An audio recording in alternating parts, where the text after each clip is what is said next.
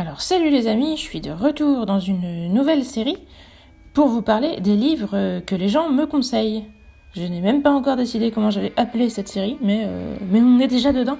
Alors je ne commencerai pas par le livre que m'a conseillé notre ami Alcyon, parce que je pense que sinon, si j'écoutais que les commentaires, j'aurais des livres que de lui, et j'ai envie quand même d'alterner et de pas lire que des livres d'Alcyon constamment. Donc j'ai lancé un dé pour savoir par quoi j'allais commencer et je commencerai pas par le livre qu'il m'a conseillé, mais par le livre que m'a conseillé un autre pote qui normalement m'écoutera peut-être mais qui ne postera sans doute pas de commentaires parce que je sais même pas s'il a un compte YouTube. Et comme c'est la première fois qu'il me conseillait un livre, je me suis dit que c'était quand même intéressant de voir ce que j'allais en penser et voilà, tout simplement. Donc le livre qu'il m'a conseillé c'est La cave de Natasha Preston. Alors comme ça, La cave, c'est un titre qui fait peur. Et c'est pour ça que ça m'avait donné envie de le lire. Mais en fait, ça fait pas si peur que ça. Petit spoiler déjà du livre, hein, ça fait pas si peur que ça. Donc voilà, le commentaire général, c'est que du coup, c'est un livre que m'a envoyé un ami qu'on va appeler Venin, parce que c'est un de ses pseudos principaux. Et qui m'a dit qu'un autre ami lui avait envoyé, et je pense qu'il a bien aimé, en tout cas il m'a dit qu'il aimerait bien savoir ce que j'en pensais, donc je suppose que s'il m'a dit ça, c'est qu'il a bien aimé. Donc voilà, moi le titre m'intriguait, je me suis dit que ça pouvait être sympa si ça parlait de séquestration, etc. Donc je suis partie. Alors le résumé, en tout cas celui qui m'en a fait et qui m'a éventuellement donné envie de le lire, je vais le mettre un peu à ma sauce. Hein. Alors on est du point de vue d'une ado qui s'en va à une fête et qui se fait attraper sur le chemin par un mec un peu bizarre, qui l'appelle par un autre prénom, en l'occurrence il l'appelle Lila. Donc au début elle lui dit mais non je suis pas Lila, vous faites erreur. Mais en fait il l'emmène chez elle, il l'enferme dans sa cave avec 3 autres meufs à qui aussi il a donné des noms de fleurs.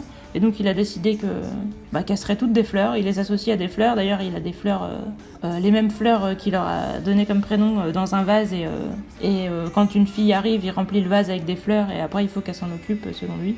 Donc il y a Rose, Iris et Violette et donc il les enferme toutes les 4 dans sa cave et elles sont censées lui préparer à manger, être sympa avec lui, lui faire la conversation, etc. En gros, il veut qu'elle soit sa famille idéale. Et apparemment, il couche avec une des 4 de temps en temps, quand ça lui prend. Donc voilà ce qu'il attend d'elle. Et à côté de ça, ce mec bute des prostituées, parce qu'il trouve que les prostituées, c'est le mal qui arrange le monde. Donc de temps en temps, il ramène une prostituée, il la bute devant elle et il leur dit de nettoyer.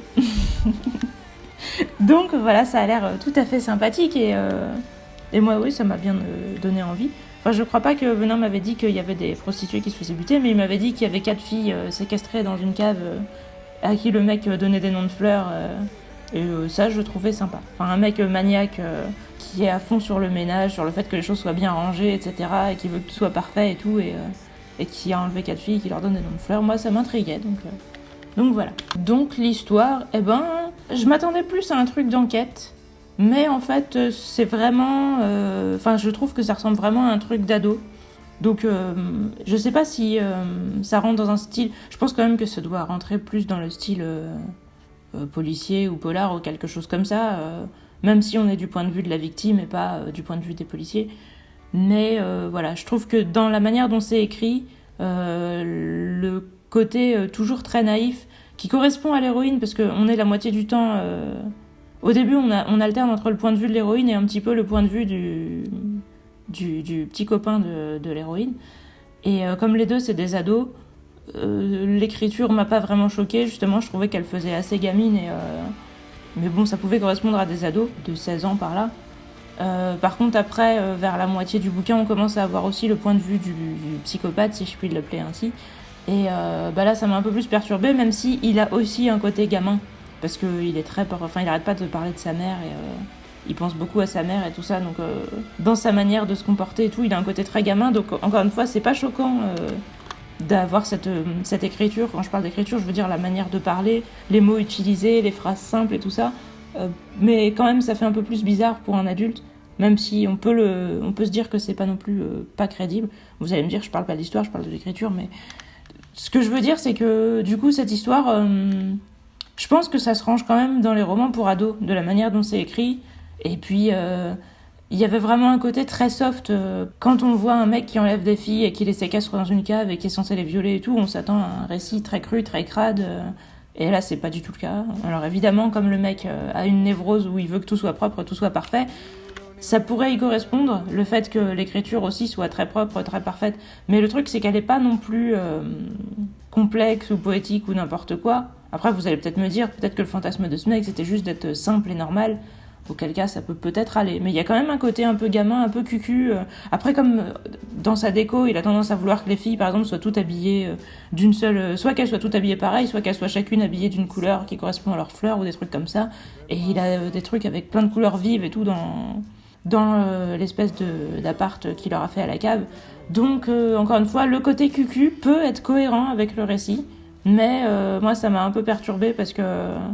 j'ai tendance à trouver que ça nuit à la crédibilité, même si ça peut être bien dans le fait que justement il n'y a rien de choquant pour un adolescent, donc ça peut être un truc autorisé aux ados entre 12 et 18 qui voudraient lire, genre les filles, je sais pas, qui auraient peur des trucs trop sanglants, trop dégueulasses, et qui voudraient lire un récit dur sur le plan psychologique, mais avec pas trop de trucs crades sur le plan physique.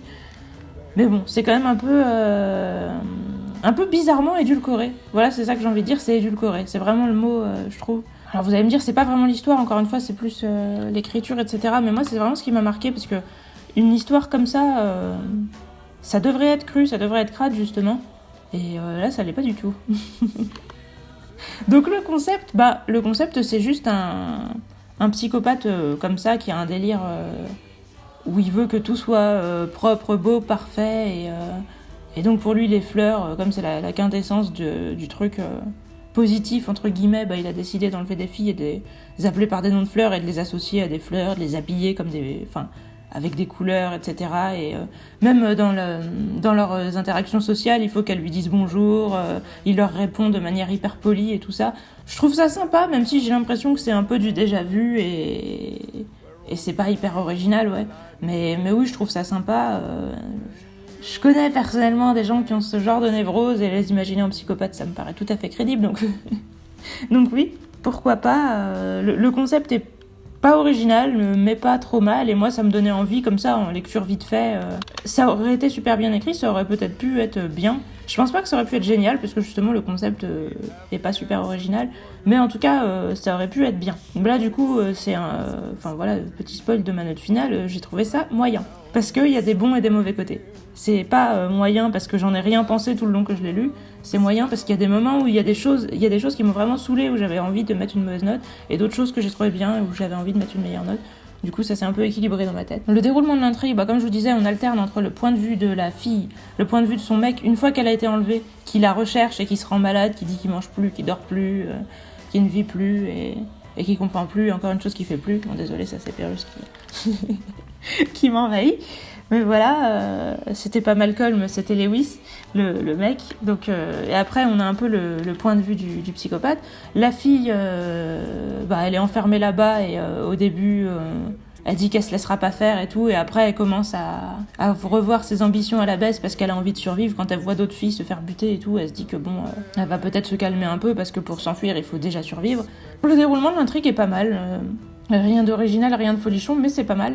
On va commencer à voir le point de vue du tueur à partir du moment où les flics vont éventuellement le rechercher et avoir des pistes par rapport à lui pour le retrouver. Donc en gros, on voit son inquiétude et au passage, on voit des petits flashbacks de son enfance pour expliquer pourquoi il est comme ça. Aussi, pendant que la fille, donc qui s'appelle Summer, est enlevée et pendant qu'elle est retenue donc chez le psychopathe qui s'appelle Colin. Voilà le nom de psychopathe, pas très crédible, mais bon. Il se fait appeler Trèfle du coup par les filles. Ce qui est pas non plus très crédible, mais bon, c'est cohérent avec son délire de fleurs, donc voilà.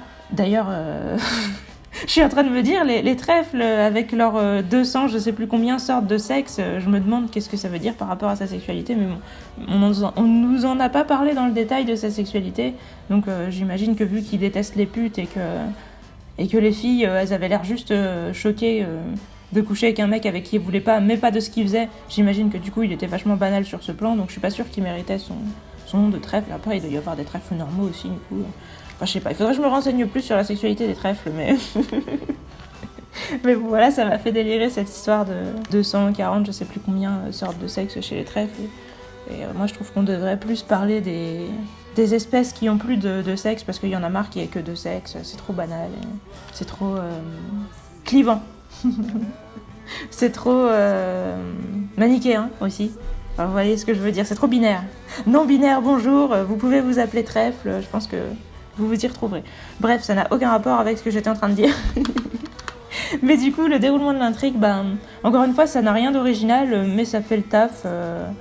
Oui, on a aussi, oui, c'est ça que je voulais dire. On a des flashbacks donc de Summer et Lewis quand ils étaient heureux et que tout allait bien avant qu'elle se fasse enlever. J'imagine que c'est censé nous émouvoir pour nous dire regardez comment avant tout allait bien. Et puis je pense que c'est aussi parce que c'est ce que Summer se rappelle pour essayer de tenir le coup. J'avoue que c'était des passages particulièrement cucu.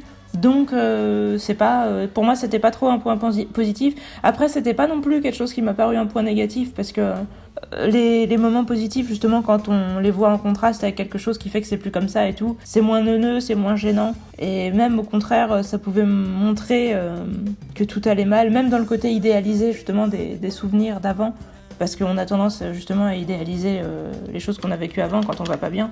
Donc, encore une fois, c'était pas complètement con, c'était plutôt bien trouvé pour nous faire sentir que ça allait pas, de nous montrer des trucs extrêmement positifs, tout en nous montrant que c'était le passé et que c'était pas ce qui se passait maintenant et que maintenant ça n'allait pas et tout. Donc c'est pas con, mais encore une fois, c'est toujours des moyens d'esquiver la violence, les trucs crus, les trucs crades, pour nous faire sentir psychologiquement que ça va pas, mais tout en nous disant rien d'explicite concrètement. Donc voilà, je suis mitigée, je trouve que c'est pas mal fait pour ce que c'est. Si vraiment le but c'était de faire un roman tout public, après peut-être pas non plus pour les enfants de 8 ans, parce que j'imagine qu'on parle pas d'enlèvement et de viol à des enfants de 8 ans, ça va pas trop leur plaire, mais à partir de 12 ans, si le but c'était de faire un truc à partir de 12 ans que pourraient lire des ados pour leur montrer qu'est-ce qu'on peut subir comme traumatisme et tout, mais sans être trop crade, pourquoi pas.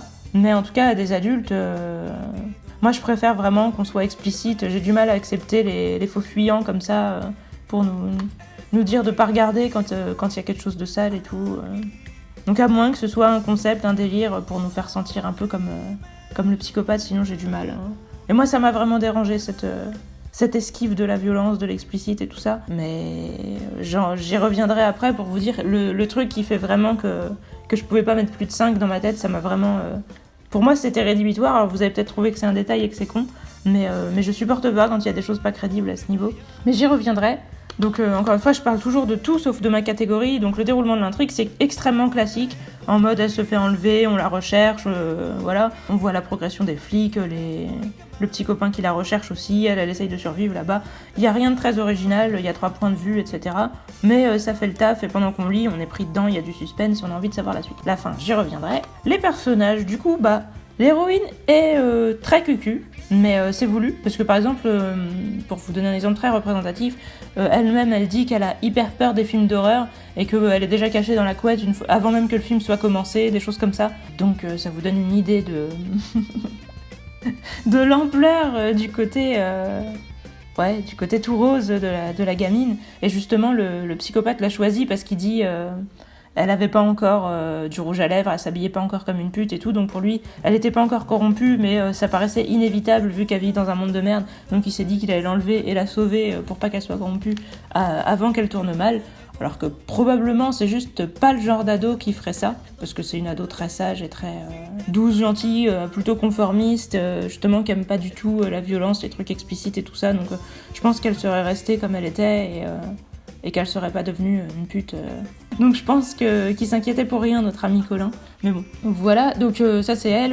Lewis, c'est vraiment juste le petit copain qui est amoureux. Genre qui est vraiment fou amoureux, qui ferait n'importe quoi pour sa copine, qui se rend malade qu'elle ait disparu, même 7 mois après, qui est toujours complètement amoureux d'elle, et qui dort plus, qui mange plus, et machin, et qui ferait n'importe quoi pour la retrouver.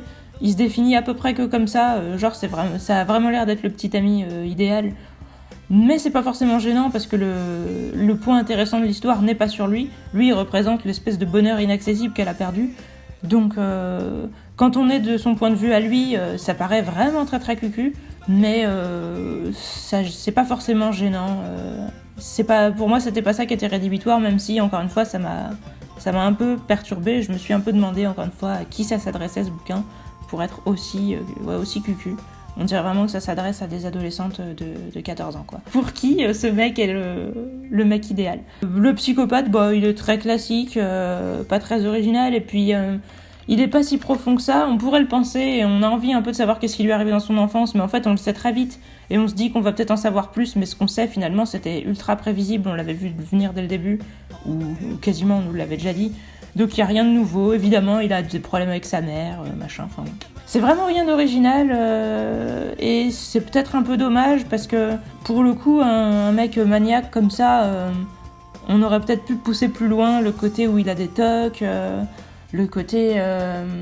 je sais pas, en fait ça aurait pu être un mec plus intelligent et ça aurait pu être pour ça genre qu'on le respecterait à son travail, même si les gens auraient pu remarquer qu'il était ok, alors que là tout le monde dit qu'il est normal que ce soit à son boulot ou les gens qui le voient, parce que oui il va essayer d'aider pour les recherches de Summer qui a disparu, et donc quand Lewis le rencontre et tout au début il dit c'est un mec qui a l'air vachement normal, même si rapidement il se dit qu'il a un pressentiment que quelque chose cloche avec lui.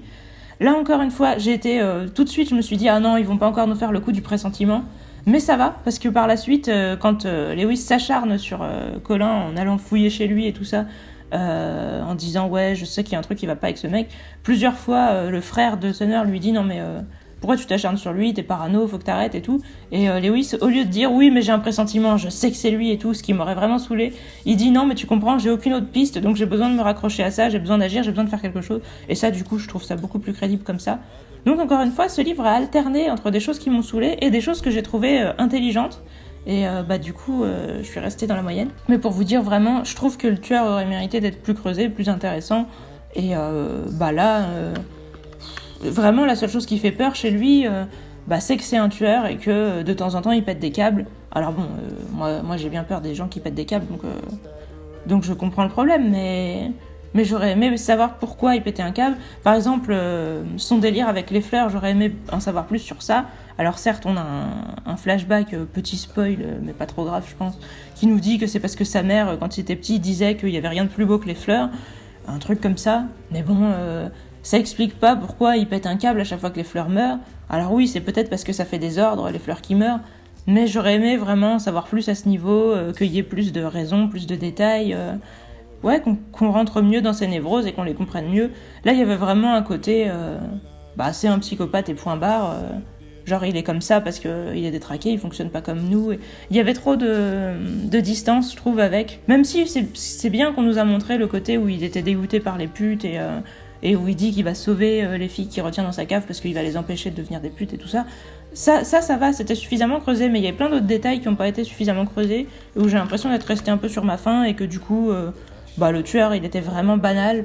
Banal avec peut-être un petit plus quand même, c'était pas non plus uniquement le cliché auquel on s'attend de A jusqu'à Z. Il avait quelques originalités, c'était pas non plus naze, mais ça aurait mérité beaucoup plus.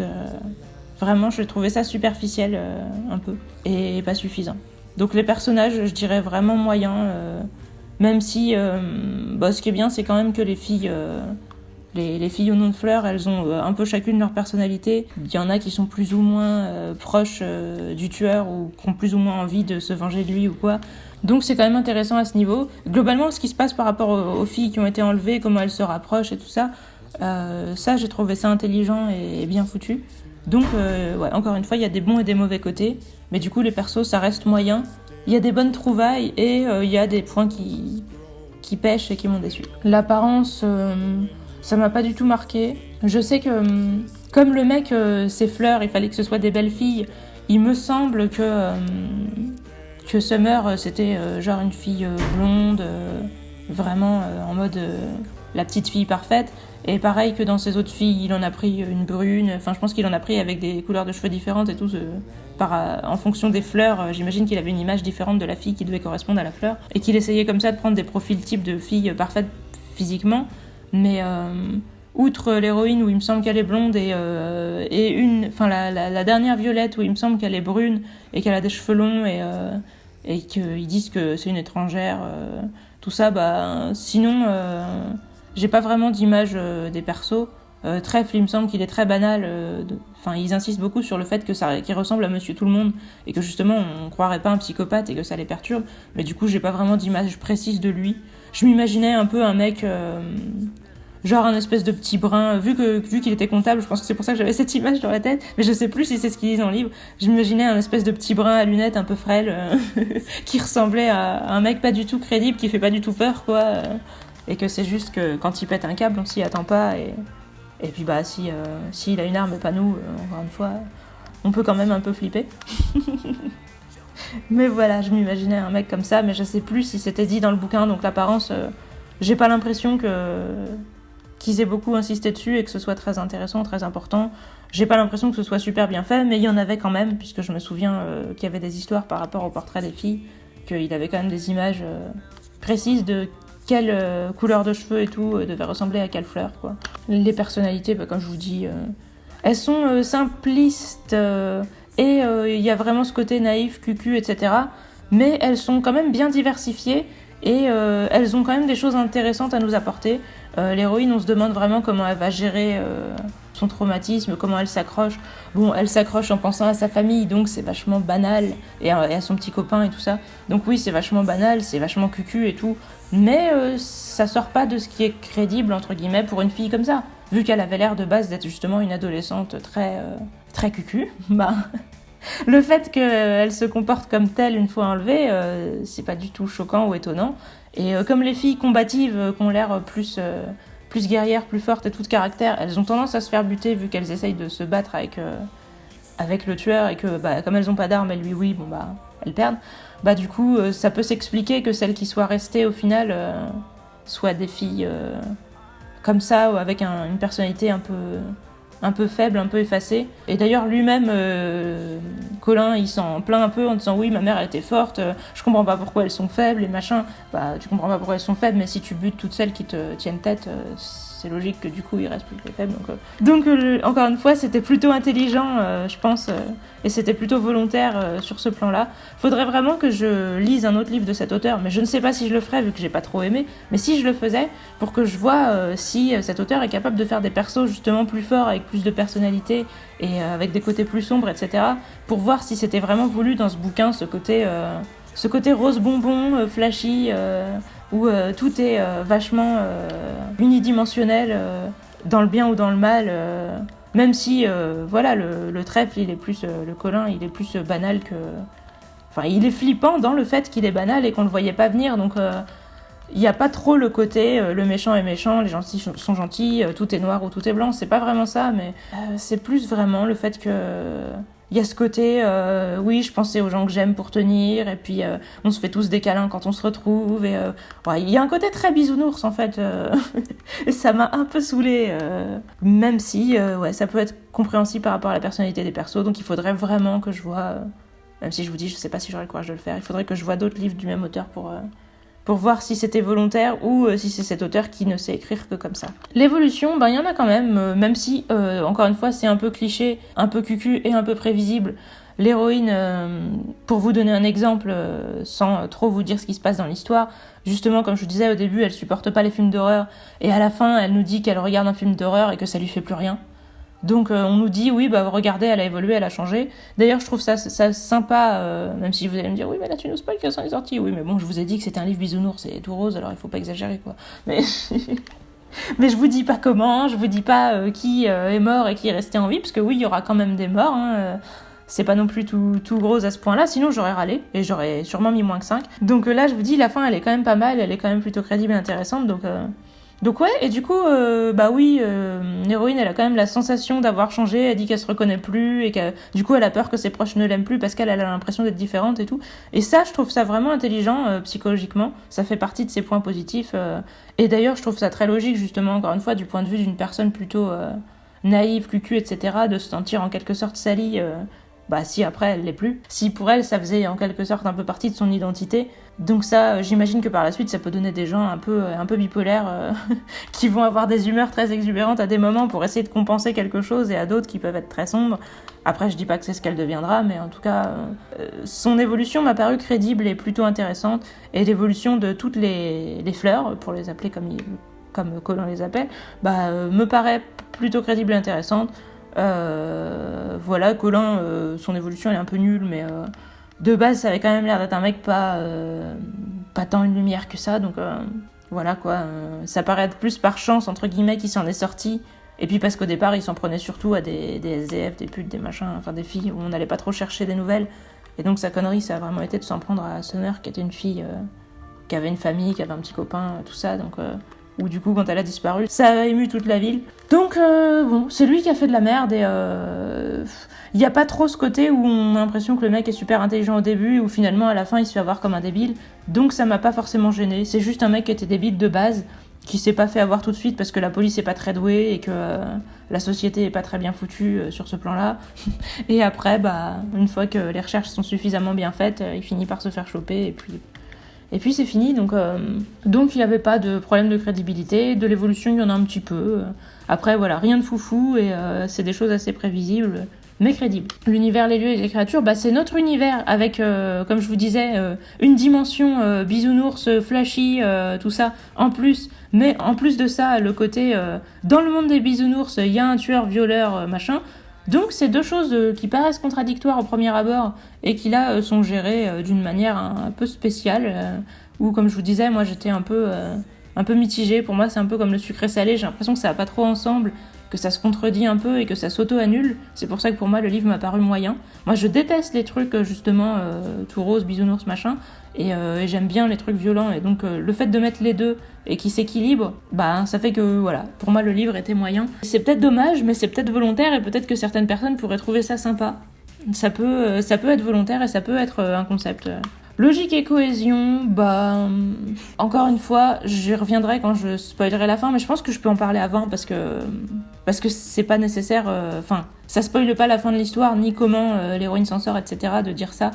Donc, ce qui m'a vraiment choquée et ce qui fait que je ne pouvais pas mettre plus de 5, même si vous allez peut-être me trouver dur, c'est que quand le mec tue des filles, par exemple quand il tue des prostituées ou quand il y a une de ses fleurs qui lui déplaît, parce que oui ça arrive, et que du coup il décide de la buter et d'en prendre une nouvelle à qui il donnera le même nom et à qui il attribuera la même couleur et qu'il essaiera d'avoir avec le même physique, etc. Donc quand le mec bute une fille, il lui plante un couteau dans le ventre et elle est one shot, avec un seul coup de couteau, et on nous dit dans le ventre. Et au départ, je me suis dit, bon, admettons, ils ont dit dans le ventre, mais en fait, il lui a mis dans le cœur, bien, il a très bien visé. Encore une fois, c'était pas très crédible, parce que même dans le cœur, tu ne meurs pas instant, et c'est pas tout propre comme ça. Mais je me suis dit, bon, admettons que le mec est tellement doué qu'il arrive à mettre un seul coup de couteau bien dans le cœur. Parce que vraiment, si tu veux one-shot quelqu'un avec un coup de couteau, à mon avis, le truc le plus simple à faire, c'est quand même de l'égorger. Mais bon... Après, c'est mon expertise, hein. J'ai pas tué beaucoup de gens dans ma vie, mais avec tous les bouquins que j'ai lus et ce que j'en sais, j'ai l'impression que c'est ça. Après, la deuxième possibilité, effectivement, c'est le coup de couteau dans le cœur, où tu meurs pas si vite que ça, mais tu peux effectivement mourir en un seul coup de couteau si t'as bien transpercé le cœur. Mais transpercer le cœur, c'est pas non plus si simple que ça, hein. Il faut être un minimum doué, donc admettons que le mec ait tué tellement de filles qu'il sache mettre un coup de couteau dans le cœur et tout ça. C'est ce que je me suis dit au début. Sauf que au deuxième meurtre, parce que oui, il y en a quand même beaucoup... Vu que, comme je vous disais, le mec passe régulièrement dans le sous-sol avec une prostituée pour lui planter un coup de couteau, puis la faire saigner dedans, et après dire aux filles nettoyez-moi ça. Bon, du coup, la première, on nous dit dans le ventre, je me suis dit, admettons que ce soit dans le cœur, mais la deuxième, il précise bien que c'était dans l'estomac. Alors non, on ne one-shot pas les gens quand on leur plante un coup de couteau dans l'estomac, je vous le dis. Ce n'est pas possible, ça n'est pas la réalité. Si vous plantez un coup de couteau dans l'estomac à quelqu'un, il va souffrir, il va peut-être gerber du sang, mais vous pouvez tout à fait le sauver si vous l'emmenez à l'hôpital, et en tout cas, la personne va continuer à bouger, à gémir, à gerber, à éventuellement ramper. C'est sûr qu'elle va pas être super vaillante, donc elle va pas risquer de bien pouvoir se défendre, et tu peux facilement lui mettre 20 autres coups de couteau pour essayer de l'achever si t'es pas doué. Parce que je sais pas si vous avez remarqué, mais quand même, quand il y a des tueurs aux informations qui tuent des gens avec des coups de couteau, généralement, ils en mettent 25, 40, des trucs comme ça, ils en mettent pas un. Si tu veux vraiment tuer quelqu'un avec un coup de couteau, il faut être un professionnel et super bien placer le coup de couteau. Et le mec, vu comment il se comportait dans la vie, qu'il avait pas l'air de trop savoir ce qu'il fait, qu'il avait toujours l'air à côté de ses pompes et tout ça, j'ai du mal à croire que c'était un tueur professionnel qui mettait le couteau où il fallait. En plus, il était en mode, quand il tuait, genre, je suis désolé, ferme les yeux, me regarde pas, machin. Je suis désolée, ça c'est le genre de mec qui a pas l'habitude de tuer et qui a des scrupules et tout. C'est pas le genre de mec qui fait ça de manière chirurgicale, en mode je mets mon couteau au bon endroit pour te one-shot. Donc en plus les filles elles bougent, elles se défendent, elles lui lancent des objets à la gueule dans ces circonstances-là. Parce que pour one-shot une fille aussi comme ça avec un seul coup de couteau, il faut qu'elle bouge pas, faut l'attacher et tout. Enfin, Une fille qui se défend, qui se bat, qui te balance des objets, t'arrives pas à lui mettre le coup de couteau dans le cœur en un coup et à ce qu'elle soit morte comme ça. Donc ça m'a vraiment saoulé ce côté. Et en plus, on nous le refaisait à chaque fois, hein, parce que comme je vous dis, des morts, il y en a des tonnes.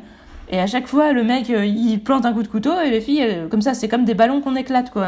Tu leur mets un coup de couteau n'importe où et pouf, elles s'écroulent. Et en plus, on nous dit bien qu'elles tombent et que pouf, elles sont mortes. Mais non, je veux dire, non. Tu tousses, tu craches du sang, tu gerbes par terre, tu gémis, enfin voilà, t'as même pas si souvent que ça, je pense, le bonus de t'évanouir. Si on te plante un coup de couteau dans l'estomac, à mon avis, tu douilles tellement que justement tu t'évanouis pas. Autant si tu prends un coup de feu dans l'estomac ou dans la gorge, ou comme ça, tu t'évanouis et après tu te réveilles et tu douilles. Autant avec un coup de couteau, je pense que la plupart du temps tu t'évanouis pas. Après ça dépend des gens, je pense qu'on n'est pas tous égaux non plus sur ce point, mais n'empêche que même si tu t'évanouis, tu te réveilles quand même avant de crever la plupart du temps. Et puis si ça faisait ça à une fille, ça le ferait pas à toutes. Enfin, ça m'a vraiment sorti du truc. Et ça faisait que j'arrivais plus à croire au reste de l'histoire. Ça m'a atteint, mais donc vous allez peut-être trouver que c'est un détail et que je suis dure, mais pour moi c'est vraiment super important que ça soit crédible, ça. La manière dont sont décrits les meurtres. Et quand on me dit je lui ai mis un coup de couteau dans le ventre et pouf, il est tombé, il est mort, moi je rigole et je me dis non, du coup j'arrive même plus à croire au reste de l'histoire, quoi. Donc ça c'est vraiment le truc qui m'a saoulée, mais le truc vraiment principal. Après pour le reste, ça peut aller, comme je vous dis, des fois Colin aussi quand il tape sur des gens, après il leur fait quand même des blessures et que là bizarrement elles arrivent à se soigner. Le coup de couteau on dirait qu'il les frôle avec, elles sont mortes. Par contre tant qu'il serre pas son couteau et qu'il leur tabasse la gueule, là elles ont tendance à survivre et à s'en remettre. Enfin bon, sur le point de vue comme ça de la violence et tout, j'ai pas trouvé ça très crédible. Et puis une question que je me pose aussi, c'est quand ils violaient les filles, est-ce qu'ils mettaient des préservatifs? On nous l'a jamais dit. Et si c'était pas le cas, comment ça se fait qu'il y en a pas une qui est tombée enceinte, vu qu'il y en a qui sont là depuis des années. Après peut-être qu'ils en mettaient, mais en tout cas on nous l'a jamais dit, et je trouve ça bizarre de pas nous le dire, sachant que c'est des viols, c'est quand même important de le savoir. Donc on nous en a pas parlé. Donc encore une fois il y a vraiment ce côté voilà, tout est rose, tout est propre, on nous parle d'un violeur, on nous parle d'un meurtrier, mais il faut pas trop qu'il y ait beaucoup de souffrance qui soit montrée, il faut pas qu'il y ait de trucs crades. Pareil, vous attendez pas, il y a des viols, mais alors vous attendez pas à ce qu'on les voit, vous attendez pas à ce qu'on nous les décrive. On voit juste le mec qui arrive, genre qui commence à prendre la main de la fille et tout, et tu comprends qu'il va la choisir ce soir-là, et après tu la revois le lendemain qui est en pleurs et tout, mais tu vas pas du tout voir ce qui s'est passé. Et lui, quand on est de son point de vue, il dit ouais, j'avais envie de lui montrer mon amour, j'avais envie d'être gentil avec elle et tout, mais ça va pas plus loin que ça. Donc encore une fois, c'est bien fait du point de vue où tu vois que le mec, de son point de vue, c'est positif et que les filles, elles le vivent mal. Donc sur le plan psychologique, c'est crédible, mais sur le plan physique, on nous montre rien et tout est ellipsé. Donc si vous êtes là pour ça, vous allez être frustré. Alors vous allez me dire, mais t'es une grosse perverse, pourquoi t'étais là pour ça? Encore une fois, moi c'est ce que j'attends de ce genre de bouquin. Et comme je vous dis, j'ai pas trouvé ça nul justement parce que psychologiquement c'était crédible et qu'il y avait quand même de la matière. C'est pour ça que je mets 5 et pas 1 ou 2. Mais oui, voilà, je vous ai dit, je mets 5. Oui, je vous le sais, spoiler ma note.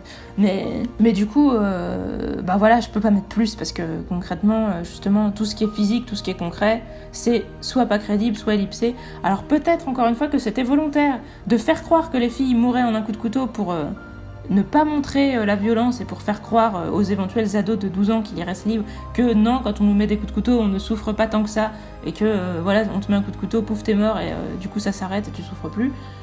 Peut-être que c'était volontaire, mais moi ça me donne l'impression que l'auteur est stupide et du coup ça me sort complètement de l'histoire. J'ai plus l'impression d'assister à quelque chose de réel et de crédible. J'ai l'impression de lire un petit conte pour enfants ou un truc...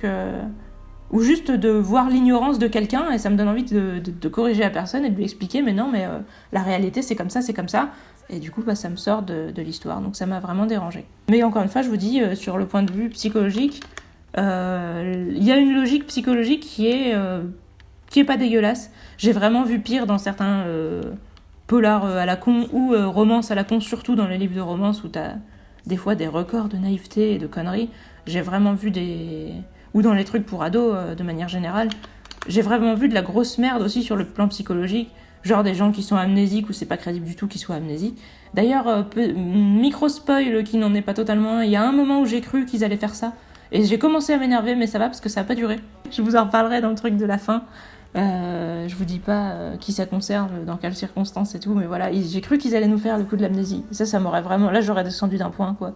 Mais ça va parce ils sont revenus dessus. C'était juste un moment d'égarement. Il y a des trucs comme ça que je trouve pas du tout crédibles, ou aussi des tueurs qui sont complètement fous, on sait pas pourquoi, et on nous explique qu'il y a des gens mauvais par nature, ou ce genre de trucs.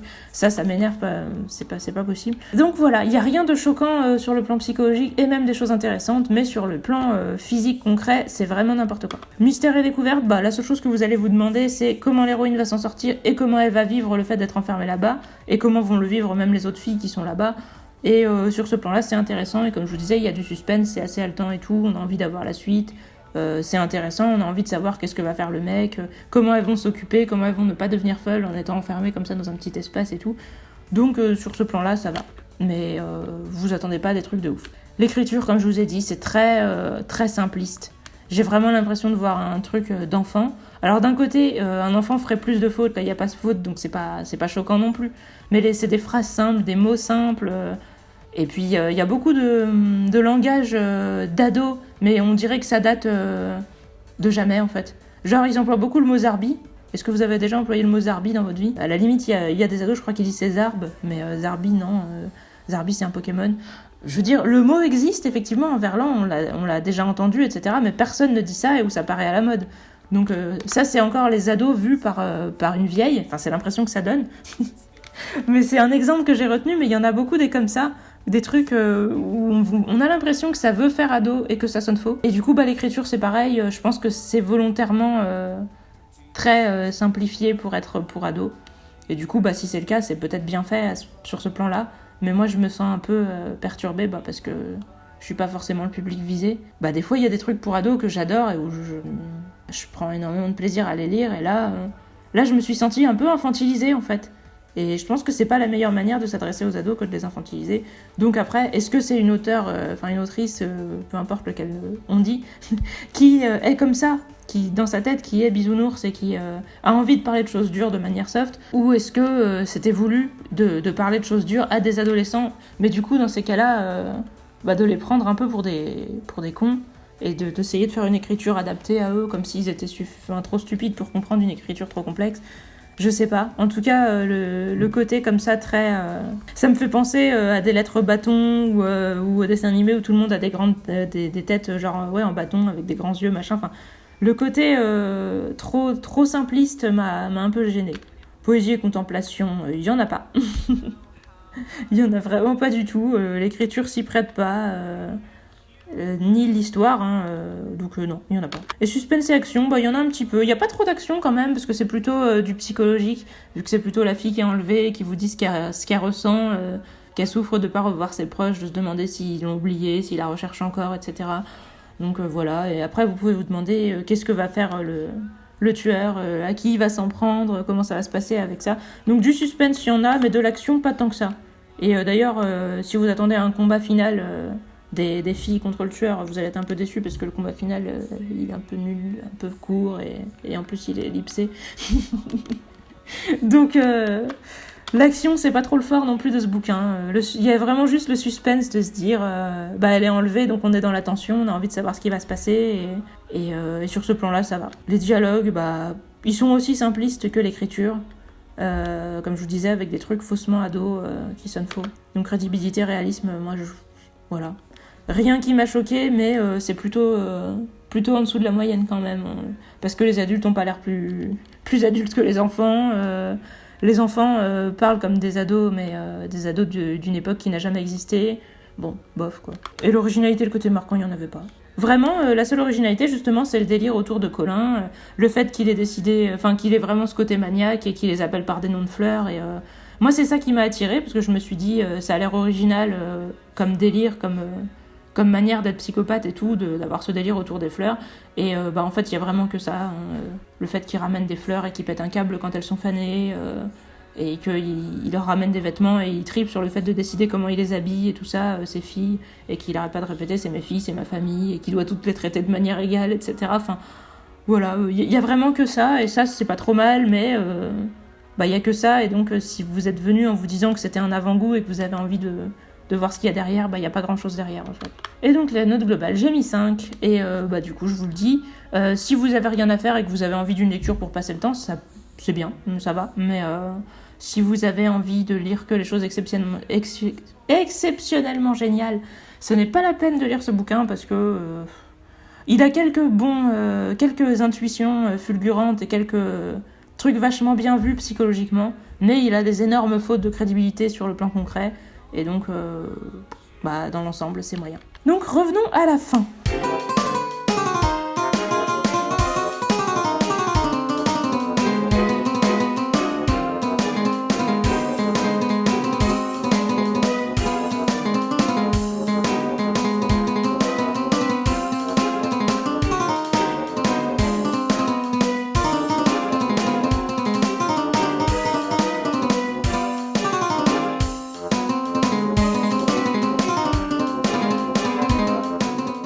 Alors la fin, comme vous pouvez vous en douter, l'héroïne va s'en sortir, ça je voulais un peu spoiler. Du coup, moi je pensais que peut-être ça allait être grâce à... Enfin ça allait être Lewis qui allait quand même trouver Colin, vu qu'il avait remarqué que le mec était chelou, et qu'il a carrément été fouillé chez lui et tout. On nous a fait un espèce de faux suspense qui n'en était pas un, en nous faisant qu'il va chez lui, et qu'en fait...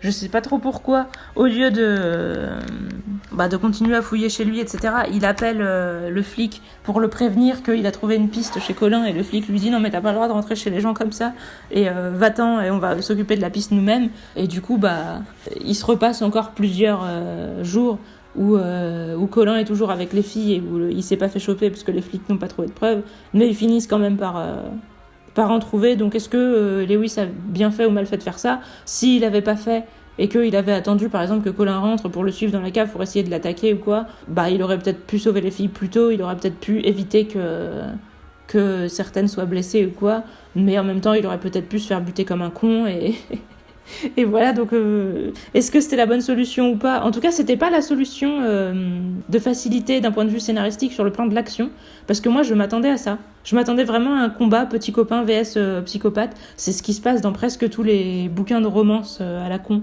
parce que oui j'en ai quand même lu pas mal pour nous faire comprendre oh là là le petit copain, qu'est-ce qu'il est parfait, qu'est-ce qu'il est fort. Vu que depuis le début on nous avait fait comprendre que Lewis c'était le petit copain parfait, et je m'attendais à ça.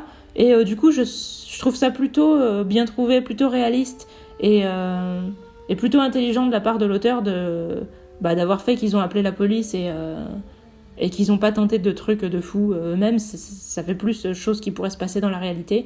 Et qu'après, quitte à ce que Lewis se sente un peu naze parce qu'il se dit putain, j'aurais peut-être pu la sauver plus tôt et je l'ai pas fait, est-ce que j'aurais dû le faire moi-même et tout. Mais voilà.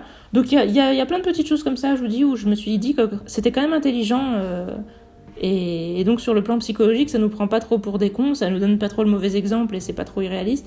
Donc ça c'est ce qui fait que je suis restée à 5 et que je suis jamais descendue à 4 malgré toutes les choses qui m'ont énervée. Et donc au bout d'un moment, on voit que Colin il devient de plus en plus nerveux.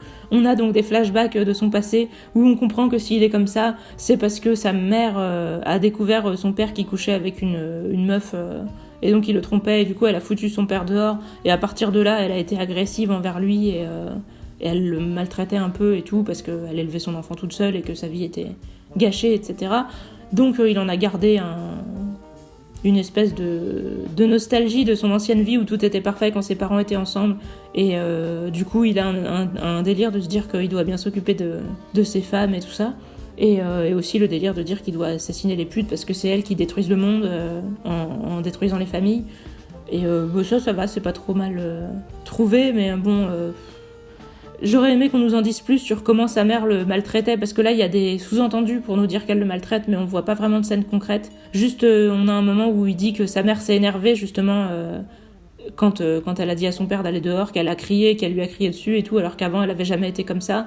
Et comme à plusieurs moments il dit que sa mère était une femme forte et que genre elle le punissait quand il montrait des moments de faiblesse ou quelque chose comme ça, mais il dit pas comment, il dit pas en quoi. Donc là encore je suis vachement restée sur ma faim. Parce que pour que le mec soit comme ça, on s'attendait effectivement un peu à ce qu'il y ait eu de la maltraitance, et on nous fait comprendre que oui, mais on nous montre pas laquelle. Et puis on nous dit aussi, parce que Lewis découvre dans sa maison une photo où il embrasse sa mère. Alors si c'est vrai, je trouve ça très bizarre de garder une photo où c'est le cas, parce qu'il a l'air de dire c'est dégueu. Mais du coup, si c'est dégueu, ça veut dire qu'ils s'embrassaient genre sur la bouche, pas d'une manière où ça paraissait normal entre mère et fils. Et si c'est le cas, pourquoi le mec garde une photo avec ça dans sa chambre? C'est quand même un peu bizarre. Enfin, je sais plus si c'est dans la chambre de sa mère ou dans sa chambre. Je crois que c'était dans la chambre de sa mère en plus. Enfin, c'est bizarre quoi. Si tu fais des trucs où tu sais que c'est mal vu par la société et tout, tu gardes pas une photo. Ou alors tu la gardes cachée, genre dans un portefeuille, dans un album photo. Enfin, mais tu la mets pas dans un cadre dans ta chambre. Donc, je trouve ça très bizarre. Et encore une fois, du point de vue de Colin ou quoi, on n'a aucun flashback où il se passe des trucs ambigus avec sa mère, donc on n'en saura jamais plus sur ce plan. Et bon, évidemment, c'est un peu. Je trouve ça un peu triste de résumer ça à c'est dégueu et qu'on nous en montre pas plus. Parce que si c'était vrai, moi je veux savoir pourquoi, comment, qu'est-ce que ça a changé, etc. C'est pas intéressant de dire c'est dégueu, moi je veux comprendre qu'est-ce que c'est, qu'est-ce qui se passe et pas être que dans le jugement. Bon, d'ailleurs, c'est dégueu, je sais pas, il y a des choses pires que ça dans le monde. Je trouve pas ça si terrible que ça, entre guillemets, donc bon.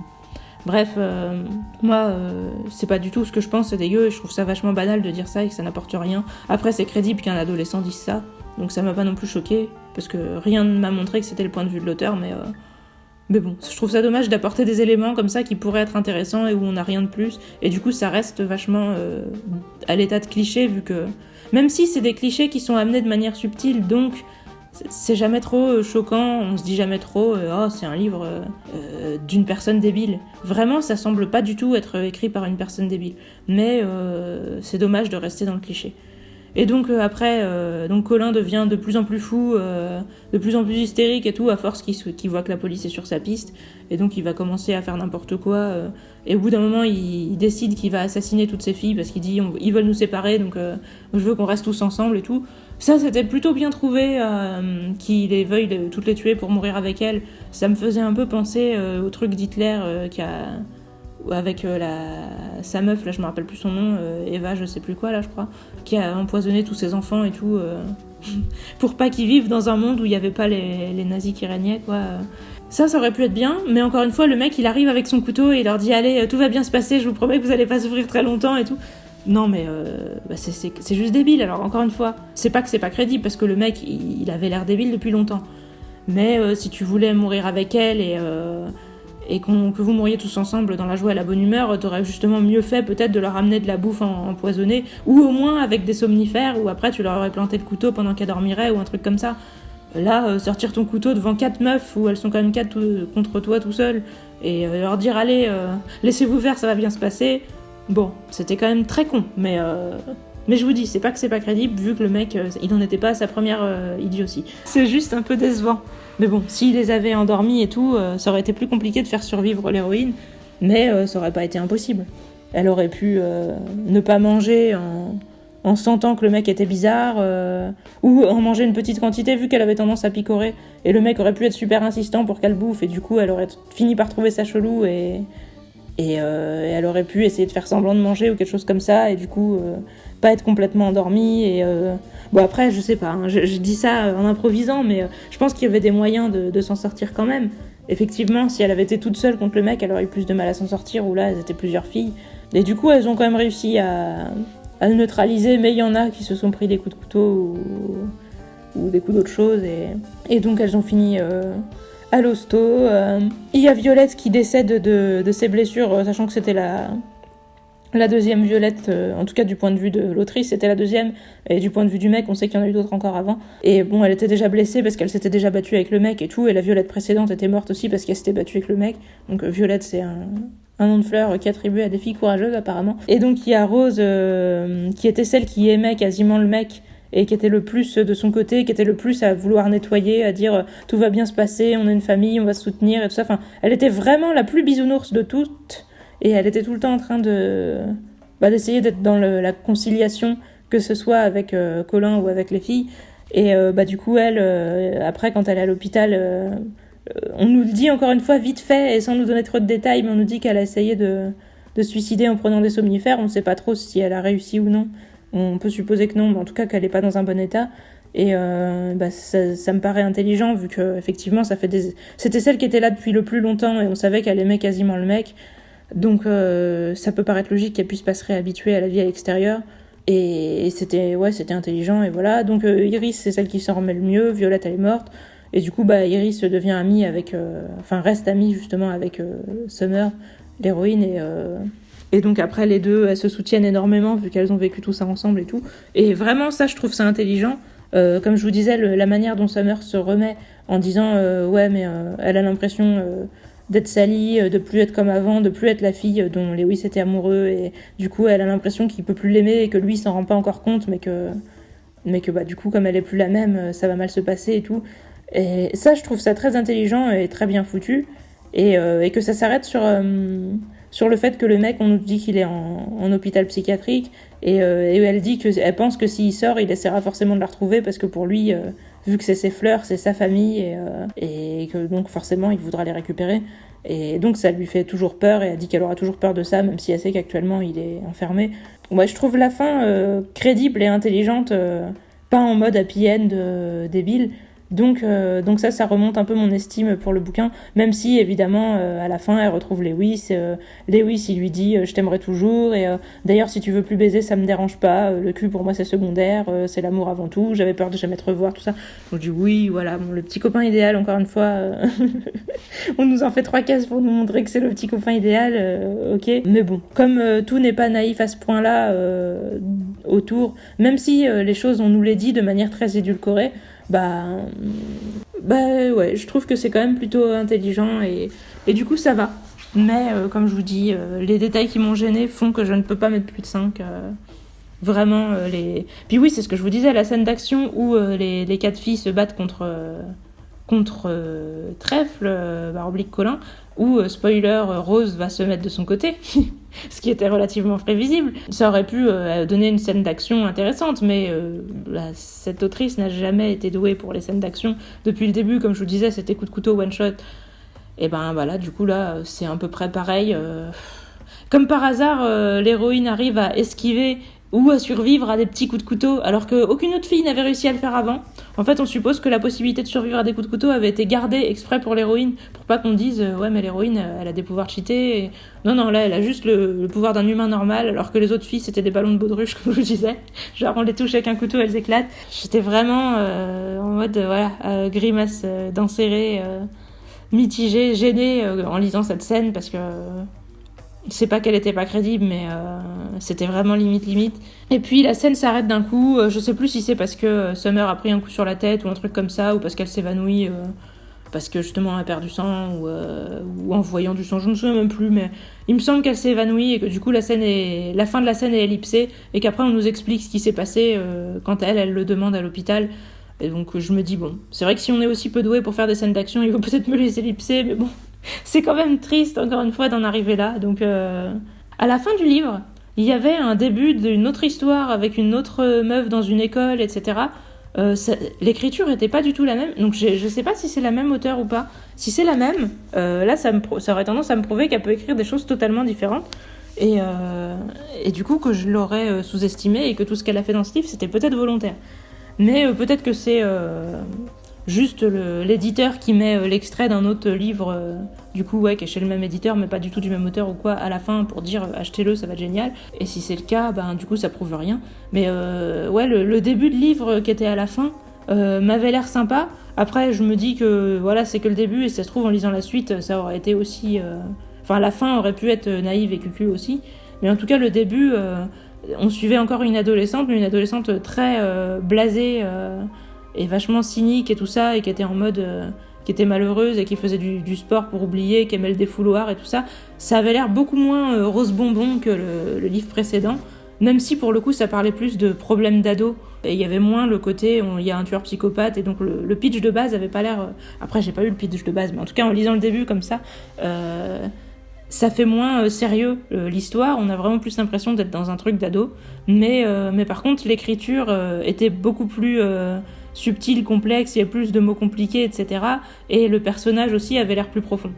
Donc voilà, si c'est la même autrice, ça peut montrer qu'elle est peut-être capable d'autre chose, et que c'était peut-être volontaire de sa part d'écrire un livre comme ça, tout en couleur pastel, tout en... genre écrire une histoire crue, tout en étant très soft dans tout ce qui est montré explicitement. Peut-être que c'était un concept. Franchement, je ne sais pas. En tous les cas, il faudrait lire d'autres livres de l'auteur pour en être sûr.